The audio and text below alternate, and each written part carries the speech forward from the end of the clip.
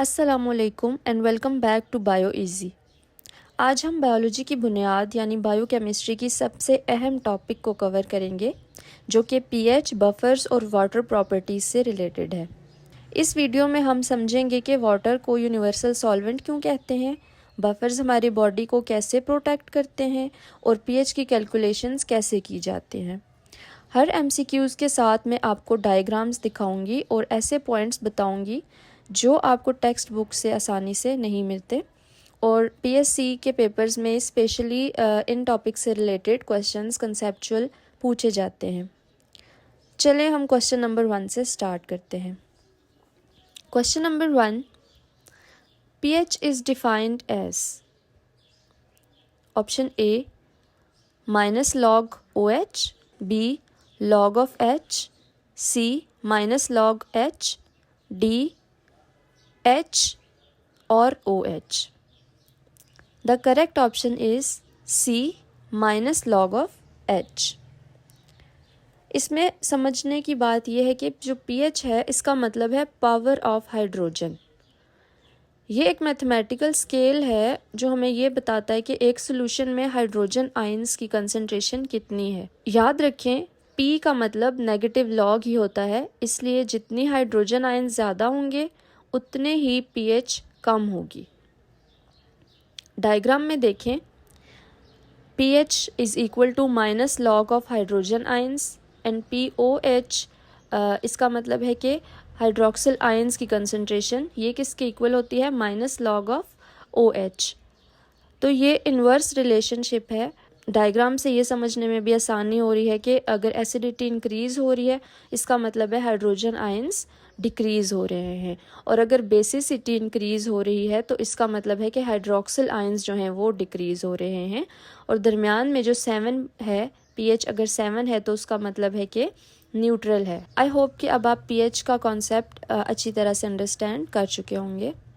Question number 2, if hydrogen ions is equal to 1 multiply 10 raised to power minus 4 m, the pH is।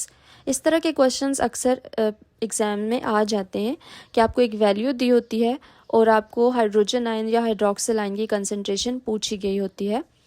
तो इसके options हैं A 4, B 10, C -4, D 14। The correct option is A 4। इसकी calculation बहुत simple है, जैसे मैंने सामने diagram में दिखाई भी है। जब कंसंट्रेशन 10 की पावर में हो तो जो भी नेगेटिव पावर होती है वो हमारा pH होता है। यहाँ पर पावर -4 है तो pH 4 होगी। इसका मतलब है कि ये सॉल्यूशन एसिडिक है, क्योंकि 7 से जो भी कम होती है वैल्यू उसका मतलब होता है कि सॉल्यूशन एसिडिक है, और अगर 7 से ज़्यादा है अप टू 14 तो इसका मतलब है कि जो सॉल्यूशन है वो बेसिक है। तो इसकी कैलकुलेशन बहुत ही सिंपल होती है। आपको सिर्फ ये याद रखना है कि जो भी पावर में होती है, यहाँ पे जो पावर माइनस है तो pH इसकी पॉजिटिव में 4 आ जाएगी। तो ये कैलकुलेशंस अगर जो भी वैल्यू आई तरीके से उसकी भी कैलकुलेशन की जा सकती है।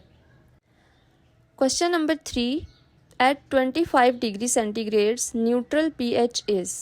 ये क्वेश्चन भी रिपीटेडली पूछा गया है पीएससी के एग्ज़ाम्स में। ये ऑप्शन है A 6, B 7, C 8, D 14। The correct option is B 7।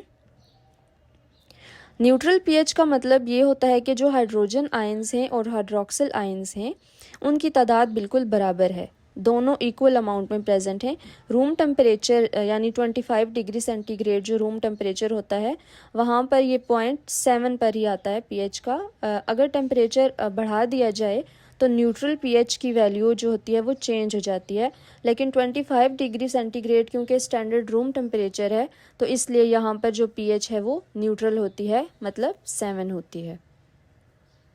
Question number 4, water dissociation constant Kw at 25 degree centigrade is A 10 raised to power -7, B 10 raised to power -14, C 10 raised to power -1, D 10 raised to power 7। The correct option is B 10⁻⁻14। KW जो water dissociation constant है, इसका मतलब है कि पानी का dissociate होना, मतलब पानी का ब्रेक डाउन होना, हाइड्रोलिसिस जो है। पानी के मॉलिक्यूल्स हमेशा थोड़ी तादाद में हाइड्रोजन आयन और हाइड्रोक्सिल आयन में हाइड्रोलाइज होते रहते हैं। मतलब दोनों का जो प्रोडक्ट होता है वो हमेशा 10⁻⁻14 रहता है, जो कि एक कांस्टेंट वैल्यू है। इसकी कैलकुलेशन भी मैंने सामने मेंशन की हुई है कि जो KW है वो आयोनाइजेशन कांस्टेंट फॉर वाटर है, कि जो वाटर है वो अपने आयंस में टूट रहा है, और दो होते हैं इसके आयंस। प्योर वाटर जो रूम टेम्परेचर पे है वो हाइड्रोनियम आयन और हाइड्रोक्सिल आयन में टूटता है, और की जो वैल्यू है वो रूम टेम्परेचर पे कांस्टेंट होती है। हाइड्रोनियम आयन भी रूम टेम्परेचर पे न्यूट्रल हैं और हाइड्रोक्सिल आयन भी रूम टेम्परेचर पे जो है वो न्यूट्रल हैं। तो इन दोनों को जब ऐड किया जाए तो 14 बन जाती है, 1 × 10⁻⁻14। ये कैलकुलेशन भी बहुत सिंपल है एंड आई थिंक कि आप इसको समझ गए होंगे। Question number 5, A solution with pH 3 is how many times more acidic than pH 5? एक सोल्यूशन है जिसका pH 3 है, तो वो कितने गुना ज़्यादा एसिडिक होगा इस सोल्यूशन से जिसकी pH 5 है। A 2 times, B 10 times, C 100 times, D 1000 times. The correct option is C 100 times. pH scale logarithmic होता है, लीनियर नहीं होता। इसका मतलब है कि हर यूनिट चेंज पर 10 फोल्ड का फ़र्क आता है। 3 और 5 के बीच में क्योंकि 2 यूनिट्स का फ़र्क है, तो 10 × 10 100 बन जाता है, तो इससे एसिडिटी ज़्यादा हो जाएगी। ये पॉइंट स्टूडेंट्स अक्सर एग्ज़ाम में गलत करते हैं, जबकि इसकी कैलकुलेशन बहुत ही ईजी है। हर एक यूनिट जब डिक्रीज़ होती है pH, उसका मतलब है कि 10 टाइम्स मोर एसिडिक हो जाता है सोल्यूशन, तो 10 टाइम्स मोर हाइड्रोजन आयंस उसमें ऐड करने होते हैं। तो स्टेप 1 में देखें 5 - 3, क्योंकि इनमें 2 का फ़र्क है, 2 यूनिट्स, इन 2 यूनिट्स का जो डिफरेंस है उसको अगर हम एसिडिटी को कैलकुलेट करने के लिए हर यूनिट को 10 से मल्टीप्लाई करते हैं तो 10 × 10 100 हो जाता है। तो ये कैलकुलेशन भी बहुत ही सिंपल होती है, इसलिए इसको ध्यान से हमें पेपर्स में सॉल्व करना है। Question number 6, buffer solutions resist changes in pH by. Buffer solutions कैसे pH को रेजिस्ट करते हैं सॉल्यूशन में। A increasing hydrogen concentration, B neutralizing added acids और bases, C evaporation, D dilution only. The correct option is B neutralizing added acids और bases. Buffers हमारे body में या जिस भी सोल्यूशन है उसमें शॉक एब्जॉर्बर का काम करते हैं। जब कोई एसिड ऐड होता है तो बफ़र का बेसिक पार्ट उसे ट्रैप कर लेता है, और जब कोई बेस आती है तो एसिडिक पार्ट जो होता है बफ़र का वो उसके साथ रिएक्ट करता है। इस तरह से pH को एक स्पेसिफिक रेंज में रखता है buffer. Question number 7, Henderson-Hazel-Balch equation relates pH with A temperature, B pressure, C pKa and ratio of salt to acid, D volume. The correct option is C pKa and ratio of salt to acid. ये question हमें बताती है कि किसी भी buffer solution की acidity pH उसके acid की स्ट्रेंथ जो pKa है और उसमें जो मौजूद सॉल्ट है जो कॉन्जुगेट बेस के तौर पे काम कर रहा है और एसिड की मिकदार पे डिपेंड करती है। pH सॉल्यूशन की एसिडिटी को मेजर करता है। pKa जो है वो एसिड डिसोसिएशन कांस्टेंट का नेगेटिव लॉग है और ये हमें बताता है कि एसिड कितना स्ट्रॉन्ग या वीक है। आसान अल्फाज में यूँ कह सकते हैं कि अगर आपको किसी बफर का pKa पता हो और सॉल्ट और एसिड की रेशो पता हो तो आप आसानी से उस सॉल्यूशन का pH निकाल सकते हैं। डायग्राम में देखें, जब हम सॉल्यूशन में थोड़ा सा बेस डालते हैं, फॉर एग्जांपल OH को ऐड करते हैं, तो एसिड जो है वो उसे न्यूट्रलाइज कर देता है। जब हम एसिड को ऐड करते हैं तो सॉल्ट उसे हैंडल कर लेता है। इस पूरे प्रोसेस में पीएच की जो चेंजिंग है उसको कंट्रोल करने के लिए हेंडरसन-हैज़ल-बाल्च इक्वेशन को यूज़ किया जाता है कि किसी भी प्रोसेस में पीएच कितनी चेंज हो रही है किसी भी एसिड या फिर बेस के ऐड करने से। इससे रिलेटेड एक बहुत इंपॉर्टेंट बात जो अक्सर एग्जाम्स में पूछी जाती है वो ये होती है कि अगर सॉल्ट और एसिड की कंसनट्रेशन इक्वल हो जाए तो लॉग 1 होता है, और लॉग जो 1 होता है वो 0 के इक्वल हो जाता है। ऐसी सूरत में जो pH है वो is equal to dissociation constant होता है, मतलब pH is equal to pKa। इस पॉइंट को हाफ इक्विवेलेंस पॉइंट भी कहते हैं। Question number 8, a buffer works best when pH equals A pKa ±5, B pKa, C 7 always, D 14. The correct option is B pKa. इसका मतलब है कि जब pH pKa दोनों इक्वल होंगे ये बफर अपनी बेस्ट ऑप्टिमम स्टेट में है जब pH pKa के इक्वल हो जाएगा। जैसे मैंने यहाँ पर एक ग्राफ भी मेंशन किया है, आप ग्राफ में देखें pKa pH के इक्वल है और यहाँ पर बफर अपने ऑप्टिमम स्टेट पे है और बेस्ट वर्किंग कंडीशन में है। Question number 9, blood buffering system mainly involves A phosphate buffer, B bicarbonate buffer, C acetate buffer, D ammonia buffer. The correct option is B bicarbonate buffer. ये concept समझना भी हमारे लिए बहुत इम्पॉर्टेंट है क्योंकि ह्यूमन बॉडी में पीएच बैलेंस को मेंटेन रखना जो कि 7.35 से 7.45 के दरमियान में रहना चाहिए ज़िंदगी के लिए बहुत ज़रूरी होता है। तो इस क्वेश्चन में पूछा गया है कि जो ह्यूमन ब्लड है उसमें सबसे इम्पॉर्टेंट बफर सिस्टम कौन सा है। इसका करेक्ट ऑप्शन है option B, bicarbonate buffer. Human body में फॉस्फेट और प्रोटीन बफर्स भी काम करते हैं, लेकिन ब्लड प्लाज्मा में पीएच को इंस्टेंटली कंट्रोल करने वाला सबसे बड़ा और एक्टिव सिस्टम जो होता है वो बाइकार्बोनेट बफर होता है। बाइकार्बोनेट बफर सिस्टम दो चीज़ों से मिलकर बना होता है, जैसे आप डायग्राम में देखें, कार्बोनिक एसिड जो कि H2CO3 है और बाइकार्बोनेट आयन HCO3। इसका रिएक्शन इस तरह से होता है कि कार्बन डाइऑक्साइड जब वाटर के साथ कंबाइन करता है तो कार्बोनिक एसिड बन जाता है और ये कार्बोनिक एसिड रिवर्सिबल रिएक्शन के थ्रू हाइड्रोजन आयन और हाइड्रोनियम और बाइकार्बोनेट आयन में कन्वर्ट हो जाता है।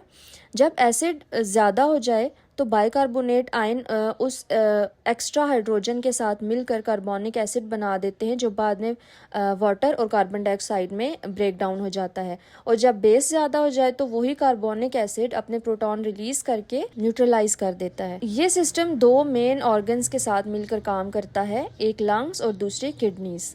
लंग्स हमारा रिस्पायरेटरी सिस्टम का मेन ऑर्गन होते हैं। ये कार्बन डाइऑक्साइड को रिलीज करवाकर पीएच को कंट्रोल करते हैं। अगर खून में एसिडिटी बढ़ जाए तो हमारी सांस तेज़ हो जाती है ताकि ज़्यादा कार्बन डाइऑक्साइड बाहर निकल सके, रिलीज़ हो सके। और दूसरे किडनीज़ हैं जो रीनल सिस्टम का मेन ऑर्गन है। हमारी किडनीज़ एक्स्ट्रा हाइड्रोजन आयंस को यूरिन के ज़रिए से रिलीज़ करवा देते हैं और बाइकार्बोनेट आयन को दोबारा से एब्जॉर्ब करते हैं। Question number 10, water is called universal solvent because A. It dissolves non-polar molecules. B. It is non-polar. C. It dissolves many ionic and polar substances. D. It reacts with all compounds. The correct option is C. It dissolves many ionic and polar substances.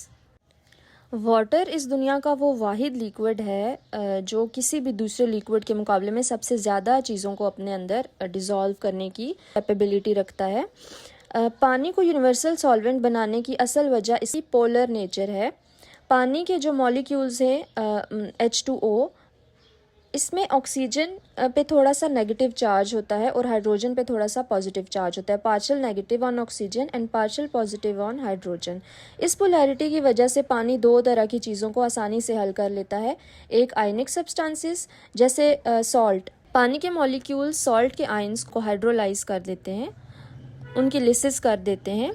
और जैसे NaCl sodium पे positive charge है और chlorine पे negative charge है। और जो polar substances हैं जैसे शुगर, पानी इनके साथ हाइड्रोजन बॉन्ड्स बना लेता है, जिसकी वजह से वो उसको भी डिसॉल्व कर लेता है। Question number 11, hydrogen bonding in water leads to a low boiling point, B specific high specific heat, C low surface tension, D non polarity. The correct option is B high specific heat. वैसे तो hydrogen bonding की वजह से पानी का boiling point और surface tension भी ज़्यादा होता है, लेकिन दिए गए ऑप्शंस में से हाई स्पेसिफिक हीट सबसे बेहतरीन और एक्यूरेट जवाब है, क्योंकि पानी के एक मॉलिक्यूल में ऑक्सीजन पर नेगेटिव चार्ज और हाइड्रोजन पर पॉजिटिव चार्ज होता है। जब एक मॉलिक्यूल का पॉजिटिव हाइड्रोजन दूसरे मॉलिक्यूल के नेगेटिव ऑक्सीजन के करीब आता है तो उनके दरमियान में एक वीक बॉन्ड बन जाता है, जिसे हम हाइड्रोजन बॉन्ड कहते हैं। ये बेशक वीक है, लेकिन बिलियंस ऑफ मॉलिक्यूल्स मिलकर पानी को बहुत स्टिकी और स्टेबल बना देते हैं। हाई स्पेसिफिक हीट का मतलब है कि पानी का टेम्परेचर 1 डिग्री बढ़ाने के लिए बहुत ज़्यादा एनर्जी चाहिए होती है। ऐसा क्यों होता है कि जब हम पानी को गर्म करते हैं तो दी गई हीट जो होती है उसका ज़्यादातर हिस्सा पहले हाइड्रोजन बॉन्ड्स को तोड़ने में खर्च हो जाता है। इस वजह से पानी का टेम्परेचर फ़ौरन नहीं बढ़ता। यही वजह है कि पानी जल्दी गर्म या जल्दी ठंडा नहीं होता, जो दुनिया के क्लाइमेट और हमारी बॉडी के टेम्परेचर को मेंटेन रखने के लिए बहुत ज़रूरी होता है। Question number 12, cohesion in water results in a capillary action, B ice sinking, C protein denaturation, D buffering. The correct option is A capillary action. Capillary action वो प्रोसेस है जिसमें पानी किसी नैरो ट्यूब में ग्रेविटी के opposite ऊपर की तरफ मूव करता है।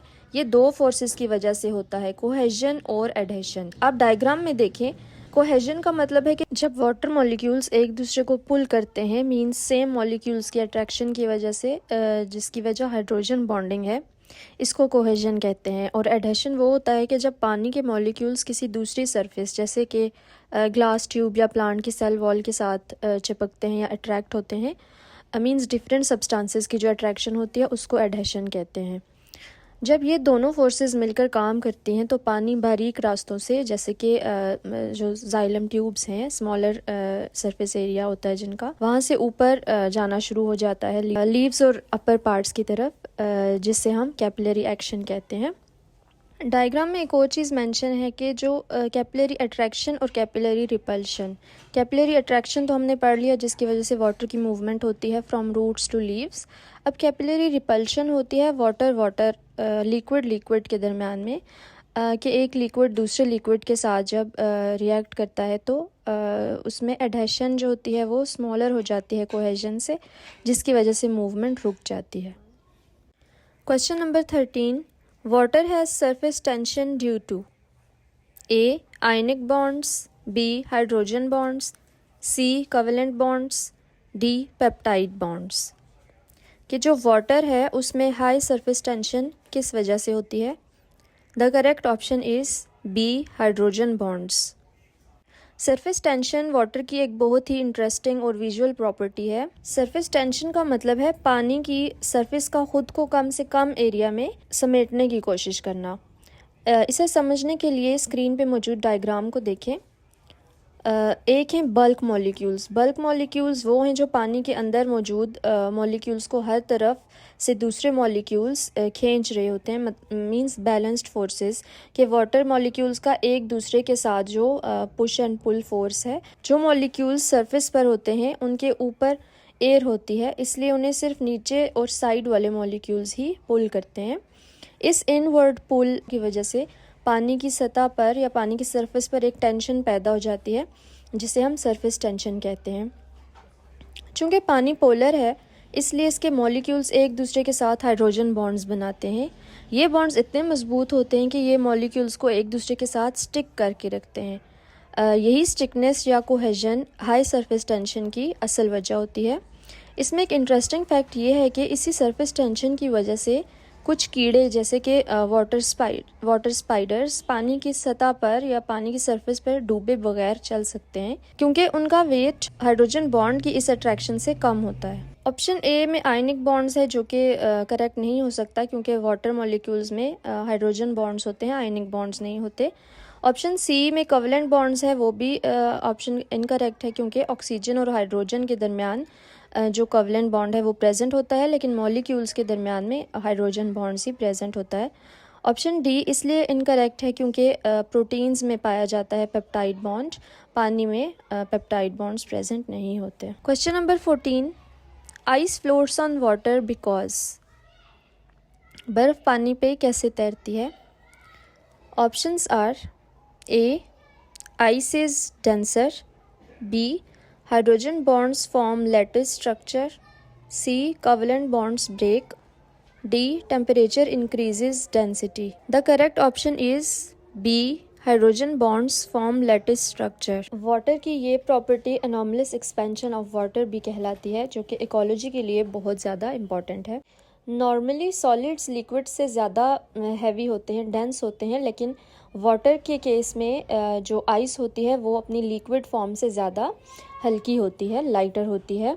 इसकी साइंटिफिक रीज़न ये है कि जो लिक्विड वाटर है उसमें मॉलिक्यूल्स एक दूसरे के करीब होते हैं और तेज़ी से मूव कर रहे होते हैं, लेकिन जब टेम्परेचर 4 डिग्री सेंटीग्रेड से नीचे जाता है और वाटर फ्रीज़ होने लगता है तो मॉलिक्यूल्स एक स्पेसिफिक अरेंजमेंट में आ जाते हैं जिसको लैटिस स्ट्रक्चर कहते हैं। लैटिस स्ट्रक्चर ऐसे बनता है कि जो हाइड्रोजन बॉन्ड्स हैं वो मॉलिक्यूल्स को एक हेक्सागोनल लैटिस की फॉर्म में एक दूसरे से दूर कर देते हैं और इनके दरमियान में काफ़ी एम्प्टी स्पेस जनरेट हो जाती है। इस एम्प्टी स्पेस की वजह से जो आइस है उसका वॉल्यूम ज़्यादा हो जाता है, लेकिन उसकी डेंसिटी कम हो जाती है। ऑलमोस्ट 9% इसकी डेंसिटी पानी से कम हो जाती है। इसी वजह से जो आइस है वो फ्लोट करती रहती है पानी पे। इसकी रियल लाइफ एग्जांपल भी अगर हम देखें तो जो एक्वेटिक लाइफ है उसमें जब विंटर्स में लेक्स वगैरह जम जाती हैं तो आइस है वो ऊपर फ्लोट करती रहती है और नीचे वाले पानी के लिए एक इंसुलेटर या हिफाजती तय बना देती है। इससे नीचे वाले जो एक्वेटिक लाइफ है ज़िंदा रह सकते हैं और ज़्यादा फ्रीजिंग टेम्परेचर से बच जाते हैं। ऑप्शन ए करेक्ट नहीं हो सकता क्योंकि आइस जो होती है वो डेंसर नहीं होती बल्कि लेस डेंस होती है। Option C covalent bonds break भी सही ऑप्शन नहीं हो सकता क्योंकि पानी के जमने की वजह से कोवलेंट बॉन्ड्स नहीं टूटते, सिर्फ हाइड्रोजन बॉन्ड की अरेंजमेंट चेंज हो जाती है। Option D temperature increases density, ये भी गलत है क्योंकि 4 डिग्री सेंटीग्रेड से नीचे टेम्परेचर जब आता है तो उससे पानी की डेंसिटी कम हो जाती है, बढ़ती नहीं है। Question number 15, strong acids. A partially dissociate, B completely dissociate, C do not dissociate, D neutralize bases only. The correct option is B completely dissociate. Strong acids और वीक एसिड्स का जो डिफरेंस है वो बायोकेमिस्ट्री और general biology में बहुत importance रखता है। किसी भी एसिड की स्ट्रेंथ इस प्रॉपर्टी से मेजर की जाती है कि वो पानी में डालने पर कितनी आसानी से अपने हाइड्रोजन आयंस रिलीज़ करता है। डिसोसिएशन का मतलब है टूट जाना या लिसिस हो जाना या अलग हो जाना। स्ट्रॉन्ग एसिड्स वो होते हैं कि जब हम hydrochloric acid for example hydrochloric acid जैसे स्ट्रॉन्ग एसिड को पानी में डालते हैं तो वो 100% उसकी लिसिस हो जाती है, टूट जाता है। यानी जितने भी HCl मॉलिक्यूल्स थे वो सब के सब हाइड्रोजन आयन और क्लोराइड आयंस में तब्दील हो जाते हैं। इस वजह से सॉल्यूशन में हाइड्रोजन आयंस की तादाद बहुत ज़्यादा हो जाती है और pH बहुत कम हो जाती है, मींस वो एसिडिक हो जाता है। डायग्राम में देखें, लेफ़्ट साइड पे स्ट्रॉन्ग एसिड है, यहाँ पर हाइड्रोक्लोरिक एसिड दिखाया गया है। आप देख सकते हैं कि हर मॉलिक्यूल अलग हो चुका, means it is fully dissociated. Right side पे वीक एसिड है, यहाँ एसिटिक एसिड आप देख सकते हैं कि कुछ मॉलिक्यूल्स टूट गए हैं, कुछ की लिसिस हो गई है, लेकिन ज़्यादातर अभी भी कनेक्टेड हैं एक दूसरे से। इसे पार्शियल डिसोसिएशन कहते हैं। इसके अलावा आपको कुछ स्ट्रॉन्ग एसिड्स के नाम याद रखने चाहिए, एग्ज़ाम में आपको आ सकते हैं। Hydrochloric acid HCl, H2SO4 sulphuric acid, HNO3 nitric acid. Question number 16, weak acids. पिछले क्वेश्चन में हमने स्ट्रॉन्ग एसिड्स के बारे में पढ़ा, अब वीक एसिड्स की प्रॉपर्टीज़ पढ़ेंगे। A fully ionize, B partially ionize, C never donate hydrogen ions, D are always strong electrolytes. The correct option is D, partially ionize. Weak acids का कॉन्सेप्ट भी biochemistry और फिजियोलॉजिकल बफर्स को समझने के लिए बहुत ज़्यादा इम्पॉर्टेंट है। बायोलॉजिकल सिस्टम्स में जैसे हमारे सेल्स या ब्लड में ज़्यादातर एसिड्स वीक एसिड्स होते हैं क्योंकि वो मुकम्मल तौर पर नहीं टूटते या उनकी कंप्लीट आयोनाइजेशन नहीं होती, कंप्लीट लिसेस नहीं होती। आयोनाइजेशन का मतलब है कि किसी मॉलिक्यूल का आयंस में चेंज हो जाना। अब वीक एसिड जो होते हैं वो जब हम किसी वीक एसिड को मसलन एसिटिक एसिड या कार्बोनिक एसिड उनको पानी में डालें तो उनके सिर्फ कुछ मॉलिक्यूल्स आयंस में बदल जाएं, वो कम्प्लीटली लेसेस उसकी ना हो। ज़्यादातर मॉलिक्यूल्स अपनी ओरिजिनल स्टेट में ही रहते हैं। इस प्रोसेस को हम रिवर्सिबल रिएक्शन से शो करते हैं क्योंकि आयंस दोबारा मिल के मॉलिक्यूल्स भी बना सकते हैं।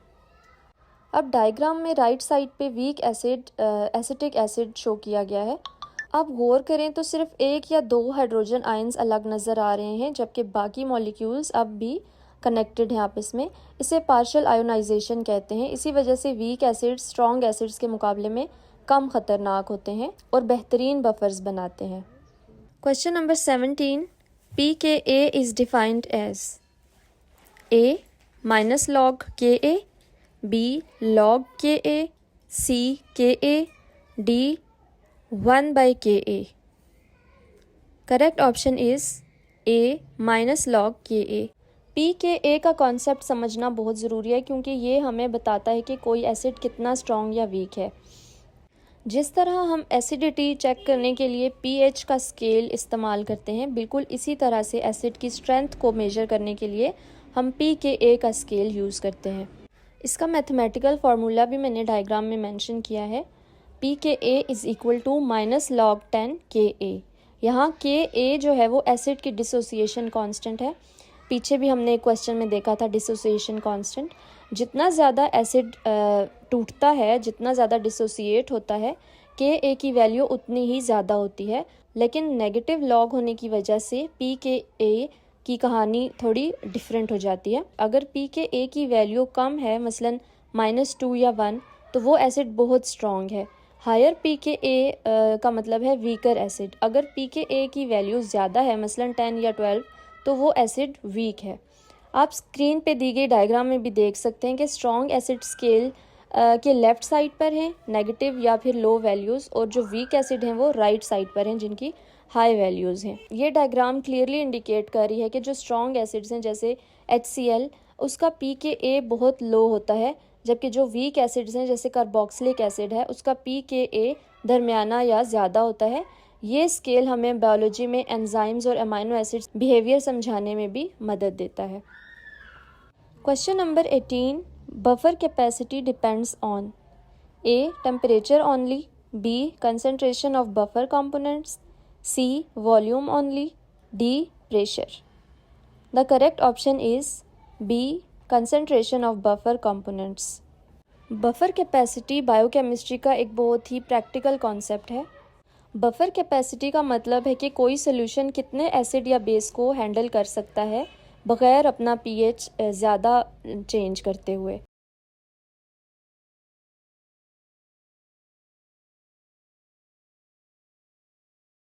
फ़र्ज़ करें आपके पास दो बफर सॉल्यूशंस हैं, एक में एसिड और सॉल्ट की कंसंट्रेशन कम है और दूसरे में ज़्यादा है। जिस सॉल्यूशन में कंसंट्रेशन ज़्यादा होगी उसके पास एसिड या बेस को न्यूट्रलाइज़ करने के लिए ज़्यादा मॉलिक्यूल्स प्रेजेंट होंगे। इसी वजह से बफर कंपोनेंट्स की कंसंट्रेशन जितनी ज़्यादा होगी, बफर कैपेसिटी भी उतनी ही बड़ी होगी।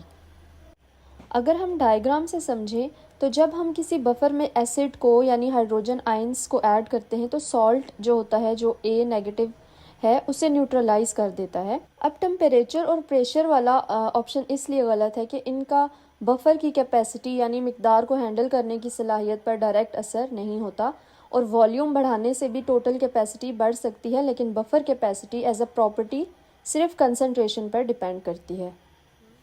Question number 19, amphoteric substances can A act only as acid, B act only as base, C act as acid or base, D act as solvent।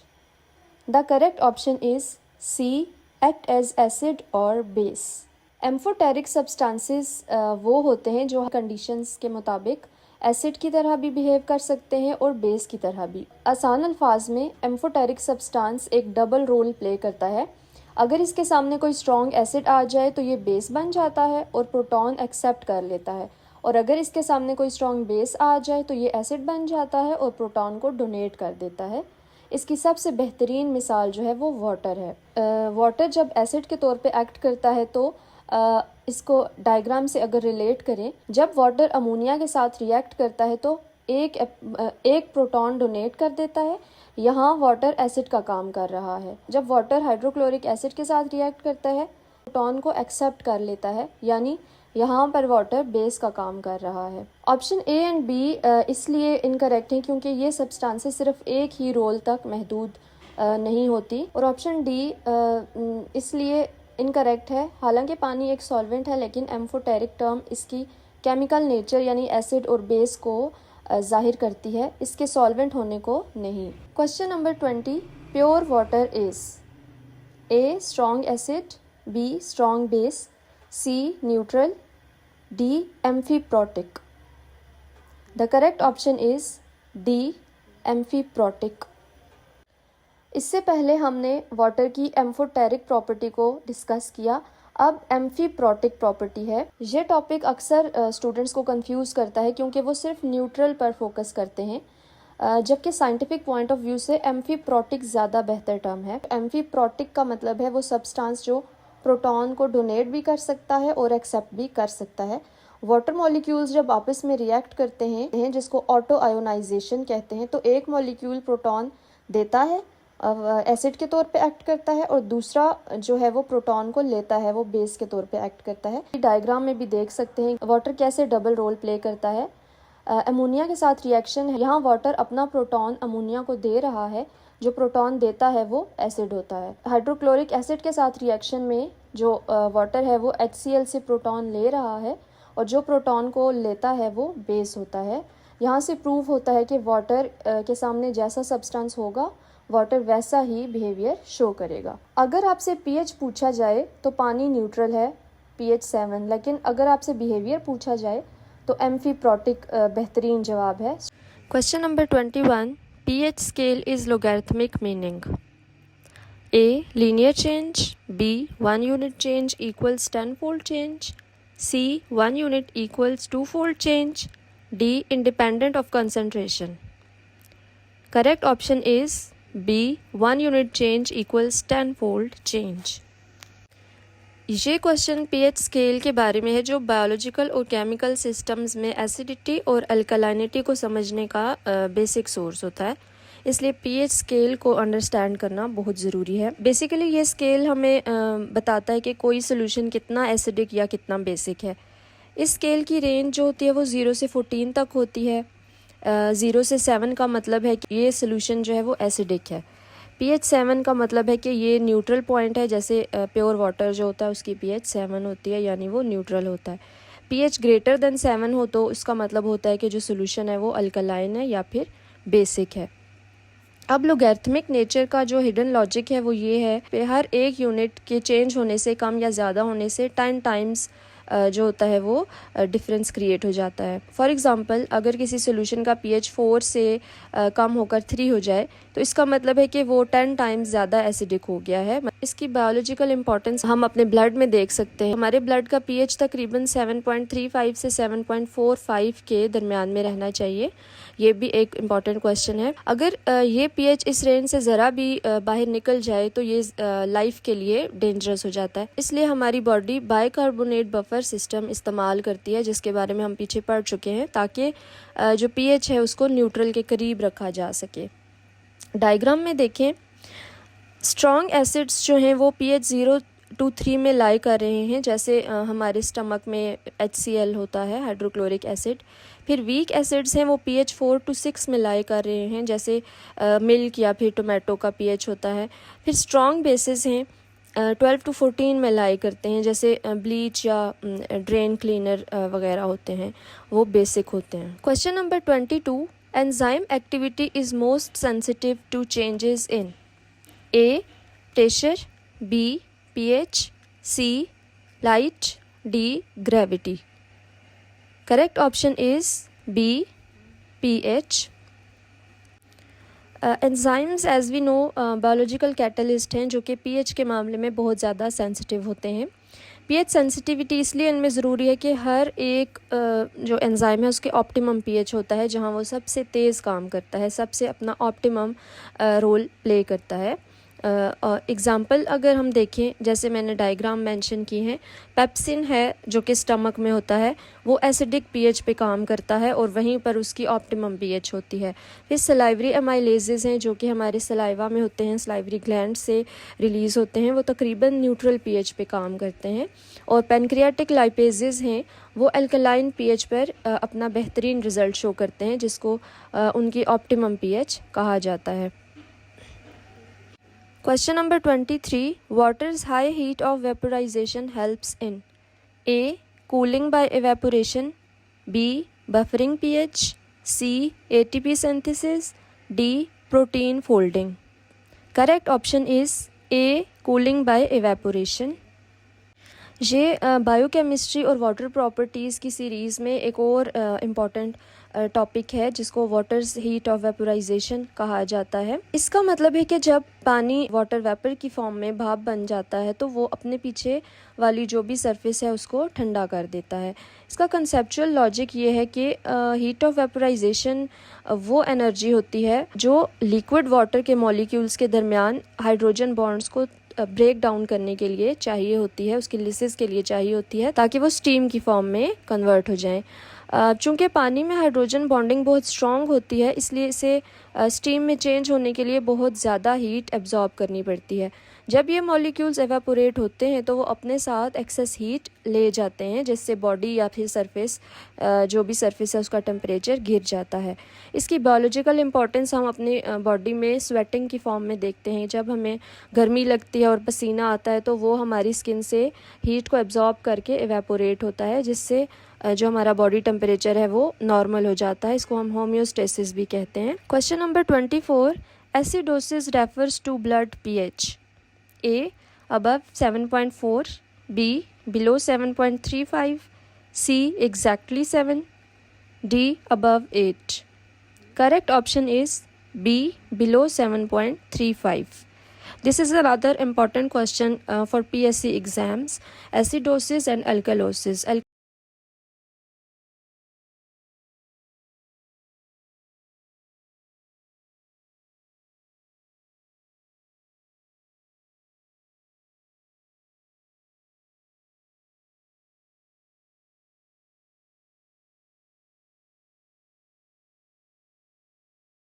हमारी बॉडी में जो ब्लड होता है उसका नॉर्मल pH रेंज जो है वो 7.35 से 7.45 के दरमियान होता है। जब ब्लड pH 7.35 से नीचे गिर जाएगा, नीचे आ जाएगा, तो इस हालत को एसिडोसिस कहते हैं। मींस के ह्यूमन बॉडी में हाइड्रोजन आयन जो ब्लड है उसमें हाइड्रोजन आयंस की कंसंट्रेशन बढ़ गई है। इसके सिम्टम्स में जैसे कि आप डायग्राम में देख सकते हैं, एसिडोसिस की वजह से जो होता है headache, confusion, shortness of breath और थकावट, फटीग वगैरह ऐसे सिम्टम्स होते हैं। इसका मतलब होता है कि ब्लड का pH है वो नॉर्मल से नीचे आ गया है। अगर pH 7.4 से ऊपर चला जाए तो उसे हम अल्कलोसिस कहते हैं और वो नेक्स्ट क्वेश्चन में हम डिस्कस करेंगे। Question number 25. Alkalosis refers to blood pH. A. below 7, B. above 7.45, C. equal to 6, D. equal to 14. Correct option is B.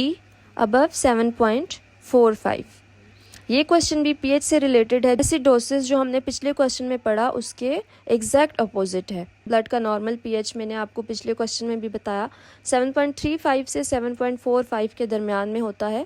अगर pH 7.35 से नीचे चला जाए तो उसे हम एसिडोसिस कहते हैं, लेकिन अगर वो 7.45 से ऊपर चला जाए तो उसे हम अल्कलोसिस कहते हैं।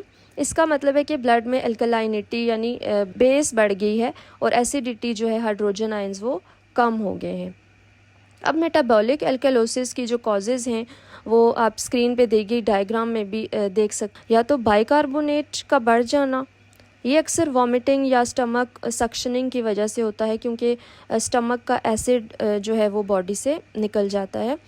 दूसरी कॉज इसकी रीनल फैक्टर्स हो सकते हैं, जैसे हमारी किडनीज़ में डायूरेटिक्स, जो वो दवाइयाँ जो यूरिन को बढ़ाने के लिए यूज़ की जाती हैं, उनके इस्तेमाल की वजह से या कुछ हार्मोनल चेंजेस की वजह से, जैसे कुशिंग सिंड्रोम, उसकी वजह से भी किडनीज़ बाइकार्बोनेट को ज़रूरत से ज़्यादा रिटेन करती है।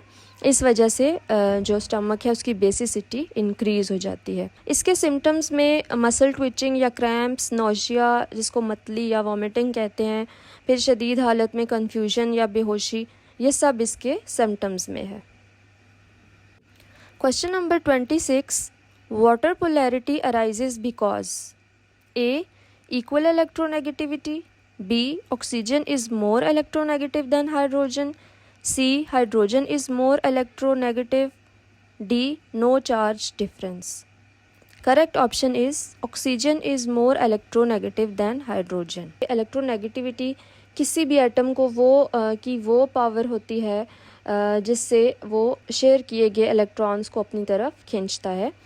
तो जो ज़्यादा इलेक्ट्रॉन्स को अपनी तरफ अट्रैक्ट करता है, शेयर्ड इलेक्ट्रॉन्स को, वो ज़्यादा इलेक्ट्रोनेगेटिव होता है। जो कम पावर के साथ अट्रैक्ट करता है वो कम इलेक्ट्रोनेगेटिव होता है। ऑक्सीजन है वाटर मॉलिक्यूल में, इसकी इलेक्ट्रोनेगेटिविटी बहुत ज़्यादा होती है क्योंकि इसके पास ज़्यादा इलेक्ट्रॉन्स हैं आउटर मोस्ट शेल में, जबकि जो हाइड्रोजन है उसकी इलेक्ट्रोनेगेटिविटी ऑक्सीजन के मुकाबले में कम होती है because of less number of electrons in its outermost shell. जब ऑक्सीजन और हाइड्रोजन आपस में कोवलेंट बॉन्ड बनाते हैं तो ऑक्सीजन उन शेयर्ड इलेक्ट्रॉन्स को अपनी तरफ ज़्यादा फोर्स के साथ अट्रैक्ट कर लेता है। इसी वजह से ऑक्सीजन पर पार्शियल नेगेटिव चार्ज आ जाता है और दोनों हाइड्रोजन एटम्स पर पार्शियल पॉजिटिव चार्ज आ जाता है। इस पोलैरिटी की वजह से पानी में कुछ स्पेसिफिक प्रॉपर्टीज़ क्रिएट हो जाती हैं। एक है हाइड्रोजन बॉन्डिंग। एक वाटर मॉलिक्यूल का पॉजिटिव हाइड्रोजन जब दूसरे वाटर मॉलिक्यूल के नेगेटिव ऑक्सीजन को अट्रैक्ट करता है, इस वजह से जो वाटर है वो लिक्विड कंडीशन में रहता है। इसकी दूसरी यूनिक प्रॉपर्टी अराइज होती है इसी पोलैरिटी की वजह से, वो है यूनिवर्सल सॉल्वेंट की, कि पोलैरिटी की वजह से पानी आयनिक सब्सटेंसेस जैसे कि सॉल्ट है और पोलर मॉलिक्यूल्स को अपनी अंदर आसानी से डिसॉल्व कर लेता है। Third property is high surface tension. Molecules के दरमियान इस अट्रैक्शन की वजह से जो सरफेस है पानी की, जो वाटर सरफेस है, उस पर एक टेंशन पैदा हो जाती है जिसे हम सरफेस टेंशन कहते हैं।